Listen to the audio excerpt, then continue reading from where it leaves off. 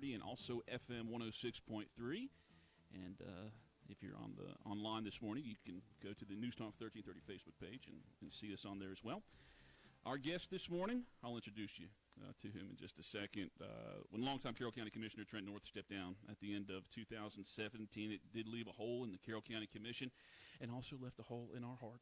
This gentleman on the program this morning, he hopes to be able to fill the remaining term. I believe Trent was just 1 year into that, right? So there'll be 3 years left, 2.5 years left, 2.5 years left. So two people did qualify for that race, and it'll be held on March the 20th. And one of those who qualified is our guest this morning. And just like Trent was an educator, I bet he hopes that people like that, having an educator in that District 1 seat, to continue. 42-year-old Montrell McClendon, he is our guest this morning. Good morning. Good morning. And do appreciate you coming out. Good to meet you finally. You know, I've talked on the phone a little bit, but good to have you in studio. Well, first of all, let's introduce yourself. Maybe talk about your family. If you're a long-time Carroll County and maybe a native, talk about that and your family. Introduce us to you. Yeah, I grew up here in Carroll County. Went to Carroll County schools, Carrollton City schools. Graduated from Carrollton High School in 1993. Attended University of West Georgia. I'm married to the lovely Donna McClendon, and I have a son, Finney McClendon. She teaches over at the junior high school. My son is there as well, so we'll count down the days for him. He's just getting older and taller, It's exciting, but it's sad. It My is. boy's 14 years old. Yes, every day he can reach something different in the house or do something different. We're like, oh, what is going on here? So having to deal with that. But, just this is home for us. I mean, I had a chance to do a lot of traveling over the years. Me being a saxophonist, I've traveled and played with on TBN quite a bit and different things. And just got a chance just to see, our country, and we live in a beautiful country, but I always enjoy coming back home to Carrollton. This is where, where I've always called home, so, and, we just love being here. Saxophone's a seductive instrument. That's what they say. Yeah, it's not working. It's not working. I don't know. I just play. I don't even ask people their business. Are you performing? Are you performing nationally, statewide? Is it more of a hobby? Or? Now it's really a hobby. Some things kind of happened for me when I was younger, and I really enjoyed getting a chance to get out on the road a little bit. It was funny. I used to travel with TBN, and there was a talk show host. Well, he wasn't a talk show host, but he hosted Unfolded Majesty, and name was Dean and Mary Brown. And when we would travel, he would always put me to the side. He said, "Now, music is wonderful." He said, and it's a wonderful career, but not many make it in this. He said, "You've got to have a career. You've got to have a backup." And at the time, I was going to school, and he just always encouraged me. He said, "You keep going to school." He said, "If you can always play this horn. You can always sing at church. You can always do those things. That's nothing. You can always go and do things just like you're doing right now." He said, "But it's very important that you get your college education and you get a career, because there are so many people out here in the music industry and other industries that are trying to make it, and they don't realize that the window is very small and very few actually make it in those fields." So I took his advice. I continued to go to school and eventually pursued a degree in education, which led me to educational leadership. I've enjoyed every step of the way. I still play at my church on Sunday mornings. I'm one of the worship leaders, so I'm in rotation once a month. And what church is that? Southern Hills Christian Church. Okay. And so, I led last weekend, as a matter of fact, so I still get a chance to get up and play the saxophone, sing, and I'm learning to strum the guitar. So that's a new hobby for me. So I enjoy music, so that'll always be a part of me.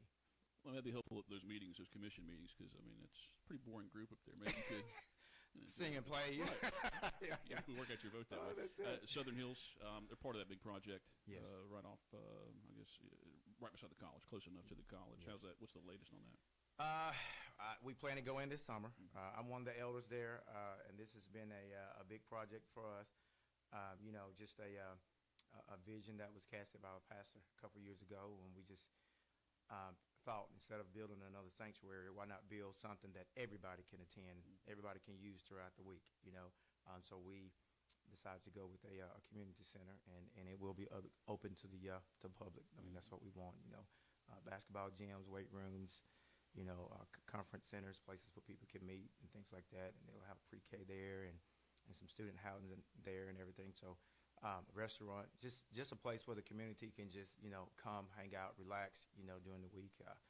get a cup of coffee, Shannon Lovelady's the pastor, right? Shannon Lovelady's the pastor, Okay. yes. Again, Montrell McClendon, he's running for the District 1 seat on the Carroll County Commission. The precincts in the Carroll County District 1 are Bethany, Bonner, Burson, used to be EMC, East Carrollton, Lakeshore Rec Center, Sand Hill, UWG, West Carrollton. I think some of those are split precincts as well. But if you're at that precinct, you can count on voting for that.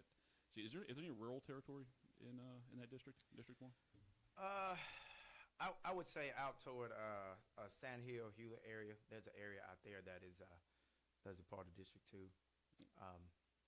I think that's about as rural as it gets as far as my district. I just wondered if there's any ag zoned territory. That area, some of that area is designated ag. Good, because that'll lead me to a question. It'll be more relevant to you when I ask you here in a little bit. First of all, your platform. I understand three topics that you're focusing on when you introduce yourself. Before they ask you questions, your platform kind of deals with three things. Yes. One is smart economic growth. Another is fostering a high-quality life for all citizens in Carroll County, and supporting our public safety. If you have a question or comment this morning from Montrell, you can call us at 678-601-8255, 678-601-TALK, or you can post a question or comment on our Facebook page. Matter of fact, we got a couple comments right now. Melanie Brantley Hancock, she says, "This is the man and the leader we need for our wonderful community.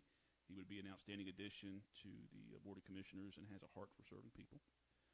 Jan Phillips Christian says, "Montrell's saxophone really sings when he's playing it."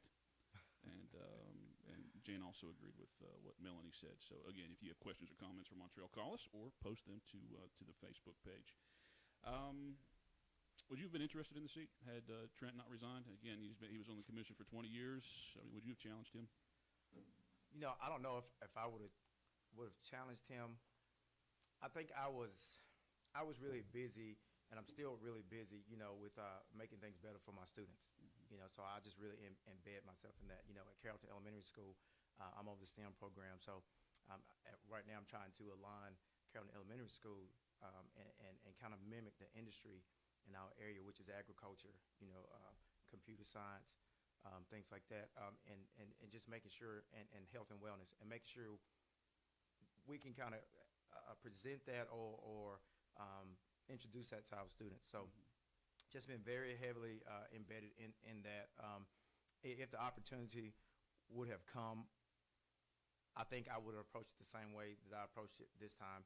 I was asked back in the summer, and at that moment I said, never thought about it, and as I thought about it more over the summer, I said, well, I'm gonna pray about that. And I prayed about it all through the summer, winter, and finally threw my hat in the ring about 3 weeks ago, because I wanted to do it for the right reason. So I think I would approach this the same way if I had been asked. I would certainly have considered it, and I would have prayed about it and make sure that my heart was in the right place, and I would be doing it for the right reason, and I think I'm doing it for the right reason. I just want to help, the citizens of Carroll County. Now, before we head out to our first break, what time right now? It's 8:38. Before we take that first break, you are a vice principal, assistant principal? Yes. Is it Carrollton Elementary? Carrollton Elementary. I think I'd be remiss if I didn't talk about the incident this Wednesday that happened in Lakeland, Florida. Yes. And maybe not I don't know if I'm looking for perspective on it, but I guess I'd be interested in how going back to school on Thursday and today, how the teachers, administration, the students, the young students, I mean, are they aware of what happened? And the parents, what kind of feeling are you getting this week talking to people? I know that. I think it's more that the teachers are more aware of what's going on. Our school is only pre-K through third, so some students may know and some may not. It just depends on what, their parents have shared with them. The teachers are very much aware, and in the building, my responsibility is facilities and safety. That's one of the things that I do. And I take it extremely serious. And so when I hear of an incident like this, I mean, it's one of those things where you say you can never relax. You can never let your guard down. And you always have to stay on top of your game. You have to keep reminding teachers. You have to keep reminding staff, about safety protocols and things like that. And I know sometimes, it's difficult for parents when they're, checking students out or, coming through the line. But we do it to keep our kids safe. At the end of the day, we need to educate kids, but our top priority is to keep your child safe while they're on our campus. I want to be able to return them to you every evening safe, unharmed. So at the end, we need parent support, in doing that and understanding why we do certain things at the school. We do get to know parents, we see parents, but sometimes, we still have to have the same safety protocols in place. We still have to continue to do what we do, but we have to be consistent. And then when we see something like that, it teaches us something new every time, because those who are out there who are willing to attack a school or do things like that, they're constantly learning and they're watching to see how they can do it differently, and so we have to be diligent as well.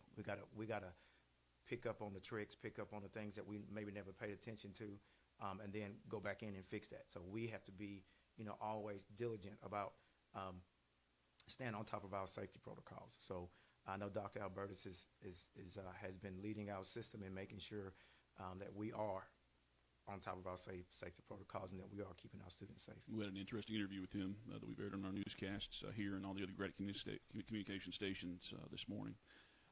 So yeah, I mean, it's unfortunate. It's something we have to think about now. It'll never be the same again. Montrell McClendon is our guest on this morning's Community Voice. He wants to be the District 1 Commissioner here in Carroll County. Election day is March 20th. There will be two people on the ballot. Rosie Holly is one of them, and Montrell is the other one. There's precincts again in District 1 are Bethany, Bonner, Burson, which used to be EMC, East Carrollton, Lakeshore Rec Center, Sand Hill, UWG, and West Georgia. Questions or comments for Montrell this morning? Give us a phone call, 678-601-8255, 678-601-TALK, or you can post it on Facebook here, because we are streaming live on Facebook this morning as well, so I can take a peek and see if there are any questions for him. We'll take our first 60-second break, 8:42 right now. We'll have more Community Voice brought to you by Tanner Health System after this. At Tanner, we're advancing health throughout West Georgia and East Alabama, because we know that exceptional care isn't based on how many patients we serve, but how well we serve them. That's why we're focused on quality, delivering the best possible care for our patients. It's why we're expanding our clinical services and building new facilities to serve our growing community. And it's why we're looking beyond our hospitals and medical practices to develop sustainable wellness and preventive health programs in our region. What makes a hospital great has changed. It's not how many beds we have. It's how well we care for the neighbors who need them. Delivering the right care to every patient, every time, is how Tanner is advancing health with medicine beyond measure. Learn more at tanner.org or find a physician on our medical staff by calling 770-214-CARE.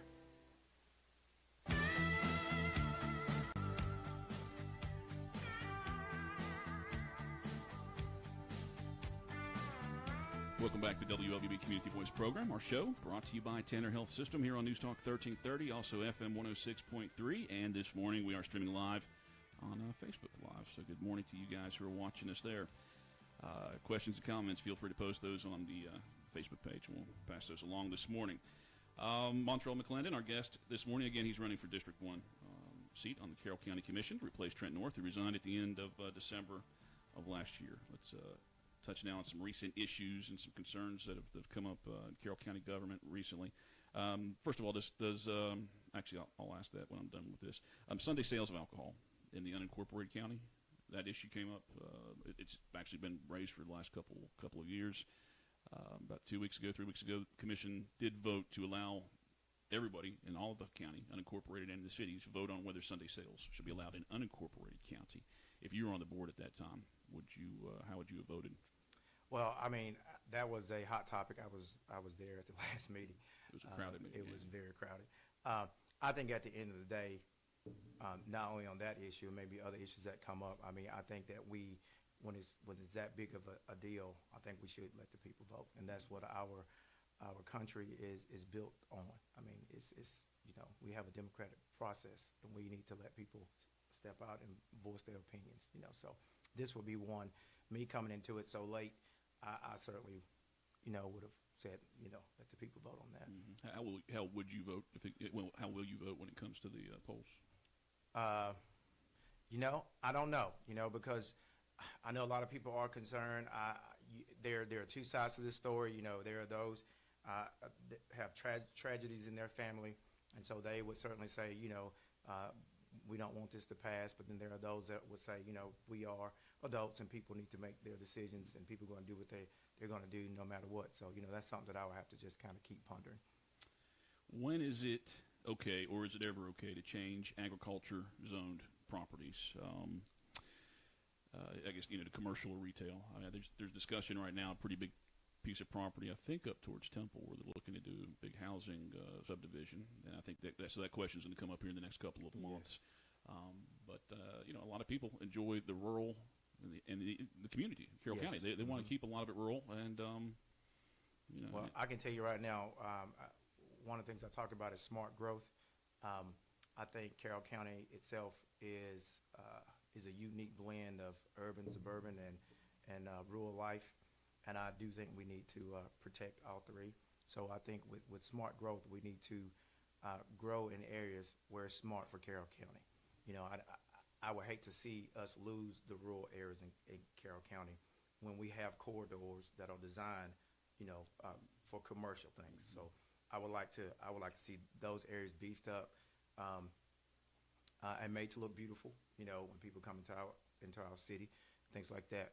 But I would hate to see that we would slowly begin to lose the rural areas in Carroll County. I mean, we know we have gorgeous parks, we have rolling hills and things like that. But at the same time, we have a college right down here in town, and we have young people. We have coffee shops and everything right here in town. And and each little town has its little pockets of those things. So I think we need to be smart about how we begin to grow our community, and not we don't need to give in to urban sprawl, or we don't want to look like Atlanta. You drive or down Douglasville even, or Douglasville even, right? And we need to be smart about how we are growing, letting Carroll County grow. Mm-hmm. I mean, we can't avoid that it will grow. I mean, more people will come here, I guess, because they do enjoy this lifestyle.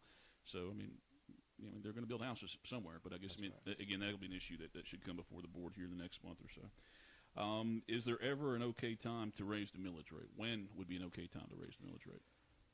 Well, I mean, everybody hates to raise the millage rate, and I'll be the first one to say, because it hits all of us the same, But when our county is in need,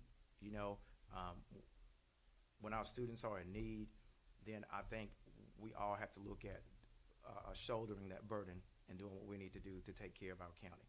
And I think that's what people, they need to kind of look at from that standpoint. We need to take care of Carroll County.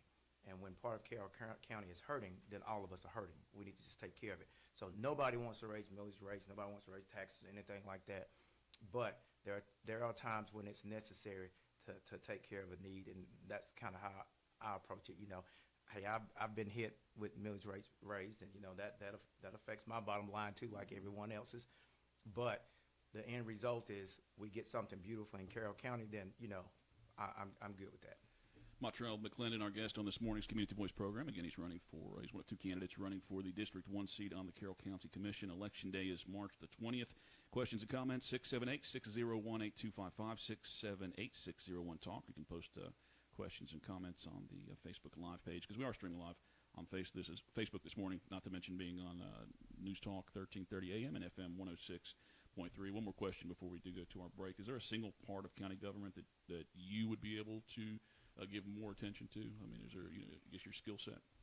Well, I think with my experience in leadership and leadership in my church, I mean, I think I'm really good at seeing the big picture, and knowing how different parts need to work together. And to make our county work, we've got to be able to stand back and look and see how it works. What benefits this district, what benefits that district. And I think that's a strong suit for me. At the same time, making sure that I take care of District 1, of course, but that goes back to smart growth.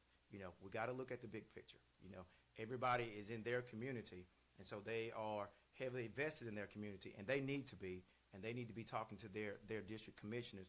But at the same time, commissioners need to hear that voice, but commissioners have to kind of stand back and look at the whole county and say, okay, how are these things going to work? How are these pieces going to fit together? So, I mean, I think that's a strong suit for me, and I think, what I do now as an administrator, I have to always kind of step back and look at the big picture, and then step back in and say, okay, guys, we can do this or we can't do this, and this is why. I think people need to hear, why they can and why they can't, or why we can and why we can't. We just need to be just transparent and let people know. Just be open and honest with people. You can't do everything that everybody wants, and people need to understand that we have, as a community, we have to work together and we have to compromise so that we can benefit everyone.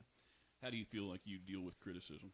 I mean, because this will be a job where you'll hear more and see more on social media than you probably used to.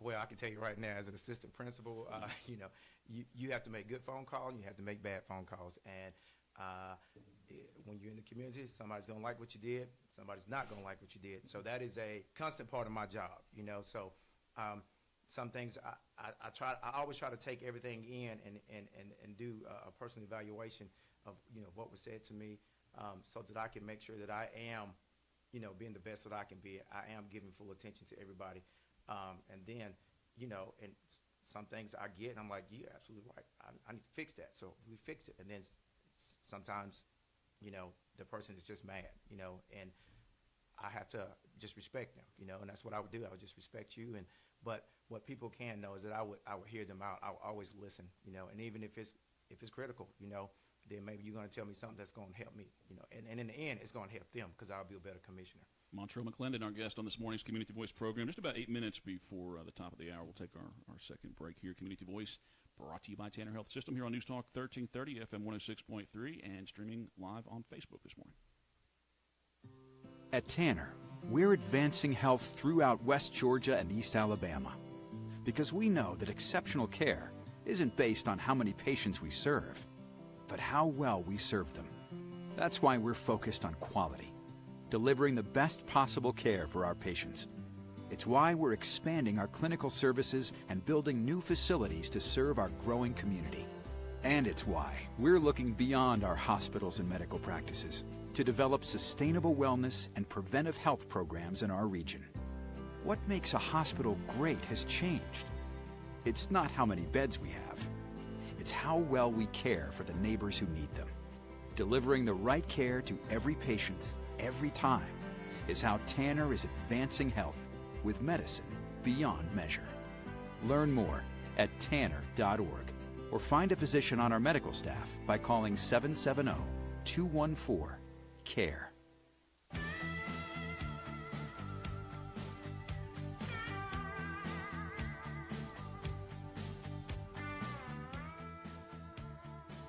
All right, welcome back to the WLBB Community Voice program. Our show brought to you by Tanner Health System. It's 8:54, about 6 minutes left in our program as we wrap up this final segment with Montrell McClendon. He is one of two candidates running for the District 1 seat on the Carroll County Commission. Election day is March the 20th. Precincts, you know that you're in District 1 if you vote at Bethany, Bonner, Burson, East Carrollton, Sand Hill, UWG, or West Carrollton. 1, 2, 3, 4, 5, 6, 7. I mean, it's a pretty sizable district. I mean, I guess they're all that big. Let me look at the Facebook here before I ask you some more questions. Did have a comment from a gentleman, Michael Keating. He says, what actual things would have to be present to consider raising the rate, and what steps would be taken prior to a rate hike? And so what I would tell him is I need to be sitting in that seat, so I'm privy to everything that's coming across my desk and the commissioner's desk so that I could speak to that intelligently. I won't sit here and pretend and just make up something, but I know in education that's one thing that always people think about. You know what I mean? What else we're going to build? What else we're going to do? Those type of things. But I would always, just look at what the issue is and why we're doing this before, and make sure that it benefits the citizens of Carroll County before I would sign off on it and say, hey, I'm good with that. We got about 5 minutes left in the show. Let me try and rush through some questions here and then give you a chance to mention your Facebook and your website and how people can contact you if you have any events coming up or anything.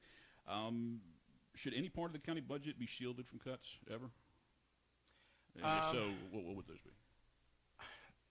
I think, from my standpoint, when it comes to supporting public safety, I think we need to watch that budget closely. We need to make sure that we're supporting them and they have everything that they need, because you know what? When trouble comes, we're dialing 911 and they're the first one on the scene. So I do think we need to make sure we take care of them. If new resources were available, what one area of the county would you feel that most needs additional resources? Well, I think I would just look at our areas, the low-income areas.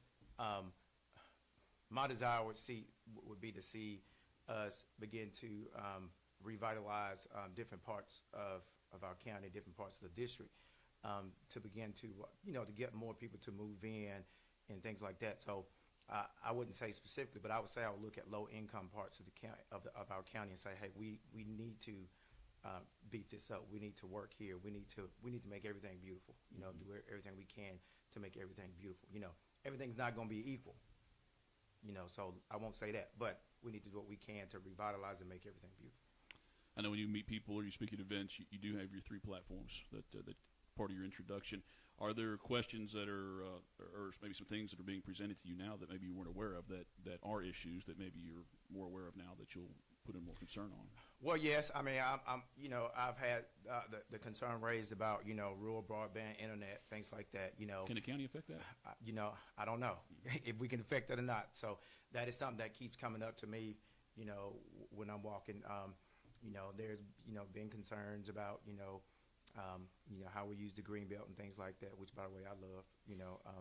So there are issues and they have been more localized. As far as nothing nationally or at the state level. So everything is just more localized. Mm-hmm. And what do you see as like most pressing needs for infrastructure or capital projects in the county? Well, even in your district. Well, I think right now, I know that we are talking about what the talk is out there about revitalizing different areas in our county. So I think that's going to be a big need. And as we're doing that, we need to just make sure that our citizens are first. We're thinking about them first, and their needs, and we need to take in their concerns. As we start looking at these areas. But that's a big issue. Some are talking about, the need for more housing, So if we start looking at more housing, again, we've got to be smart about where we put it and the type of housing that we're putting in. Mm-hmm. We've got about 3 minutes left in the program. Give you a chance to plug your Facebook and your website and any events that you have coming up.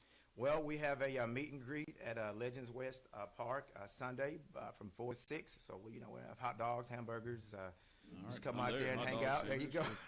Hang out with us, and we'd love to talk to you in person and everything. So, if you have issues and questions, I would love to meet with you and talk to you in person. So that's what we have coming up immediately. And my website is MontrellMcClendon.us. You can get me on Facebook at Elect Montrell McClendon, and my Twitter is at MontrellMC.